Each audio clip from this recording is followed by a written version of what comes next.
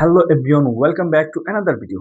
একটু খেয়াল করে দেখেন, বাংলায় আমরা অনেক সময় এমন বাক্য বলি যেখানে কাজটি কে করবে সেটা ইম্পর্টেন্ট না, বরং ইম্পর্টেন্ট হচ্ছে কাজটি ভবিষ্যতে করা হবে। যেমন এই ধরনের বাক্য দেখলে কিন্তু আপনি বুঝতে পারবেন। দেখেন বাক্যগুলো হচ্ছে: কাজটি সময় মতো শেষ করা হবে, রিপোর্টটি জমা দেওয়া হবে, মিটিংটি আয়োজন করা হবে, সমস্যাটি সমাধান করা হবে।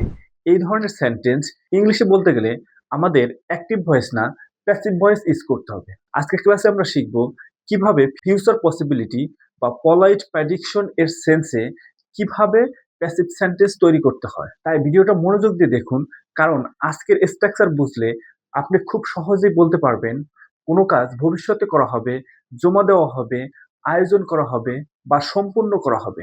So let's get started. এই হচ্ছে তাহলে আমাদের আজকের ভিডিওর সুপার ইউজফুল স্ট্রাকচার।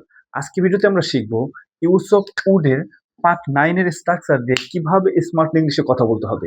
চলুন প্রথমে আমরা আগে স্ট্রাকচার এবং স্ট্রাকচারটি কোন সিচুয়েশন ইউজ করতে হবে সেটা খুব ভালোভাবে এবং সহজ ভাষায় বুঝে নিই। দেখেন সিচুয়েশনটা যদি এরকম হয়, কোনো কাজ ভবিষ্যতে করা হবে। কি বলছি দেখেন, কোনো কাজ ভবিষ্যতে করা হবে, এটা প্যাসিভ ভয়েস বোঝাতে ব্যবহৃত হয়। এখানে কাজটি কে করবে সেটা মেইন ফোকাস না, ফোকাস থাকে কাজ বা অবজেক্টের উপর। সো এরকম ধরনের সিচুয়েশনে আমরা আজকে ভিডিওর এই স্ট্রাকচারটি ইউজ করব। দেখেন স্ট্রাকচারটি হচ্ছে কি, object plus would be plus PB third. PB third অর্থ হচ্ছে কি প্রিন্সিপাল ভার্বের বেস ফর্ম। চলুন এখন আমরা খুব সহজ এবং সুন্দরভাবে বুঝে নেই এই তিনটি রিয়েল এক্সাম্পল প্র্যাকটিসের মাধ্যমে। কারণ আপনি যদি কিছু রিয়েল সেন্টেন্সের মাধ্যমে প্র্যাকটিস করেন তাহলে খুব সহজেই বুঝবেন কিভাবে বাক্য গঠন করে কনভারসেশন করতে হবে। চলুন প্রত্যেকটি এক্সাম্পল আমরা অন বাই অন বুঝে নেই। দেখেন প্রথম এক্সাম্পলটি হচ্ছে the work to be done. তাহলে মিনিংটা হচ্ছে কি, দেখেন কাজটি করা হবে।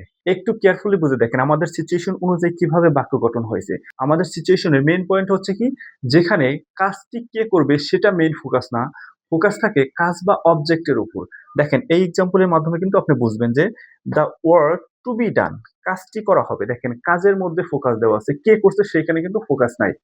আই বিলিভ আপনি বুঝতে পারছেন প্রথম এক্সাম্পলের মাধ্যমে কিভাবে বাক্য গঠন করতে হবে এই স্ট্রাকচার দিয়ে এই সিচুয়েশনে। চলুন এখন আমরা সেকেন্ড এক্সাম্পলের মাধ্যমে আরেকটু ভালোভাবে বুঝে নিই। দেখেন সেকেন্ড এক্সাম্পলটি হচ্ছে the project would be completed. তাহলে মিনিংটি হচ্ছে কি, প্রজেক্টটি সম্পূর্ণ করা হবে। কোনো কাজ ভবিষ্যতে করা হবে, এরকম সেন্সে কিভাবে বাক্য গঠন হয় আপনি কিন্তু বুঝতেছেন। চলুন আমরা থার্ড এক্সাম্পল দিয়ে আরেকটু ভালোভাবে বুঝে নিই। দেখেন থার্ড এক্সাম্পলটি হচ্ছে the decision would be made. তাহলে মিনিংটি হচ্ছে কি, দেখেন সিদ্ধান্তটি নেওয়া হবে। আই বিলিভ আপনি খুব সহজ এবং সুন্দরভাবে বুঝতে পারছেন এই স্ট্রাকচারের ব্যবহার এই তিনটি রিয়েল এক্সাম্পল বোঝার মাধ্যমে। ইউজ অফ উড এর পার্ট 9 এর স্ট্রাকচার ব্যবহার করার ক্ষেত্রে একটা বিষয় মাথায় রাখতে হবে, সেটি হলো কাজটি কে করবে সেটা মেইন ফোকাস না, ফোকাস থাকে কাজ বা অবজেক্টের উপর। সো এই ছিল তাহলে আমাদের আজকে ভিডিওর একটি super useful structure. I believe আপনি খুব সহজ এবং সুন্দরভাবে বুঝতে পারছেন। সো এখন আপনার কাজ হচ্ছে, আপনি যদি বুঝে থাকেন, এখন আপনার রিয়েল কনভারসেশন থেকে আরো কিছু প্র্যাকটিক্যাল এক্সাম্পল তৈরি করে এই স্ট্রাকচারের মাধ্যমে ইংলিশে কনভার্ট করে প্র্যাকটিস করা। তাহলে আপনি খুব সহজেই এই স্ট্রাকচার আপনি আপনার রিয়েল কনভারসেশন ইউজ করে কনভারসেশন করতে পারবেন without memorising any rules. So তাহলে আজকে ভিডিও এই পর্যন্তই। দেখা হবে পরবর্তী ভিডিওতে ইউজ অফ উড এর পার্ট 10 এর স্ট্রাকচার ক্লাসে।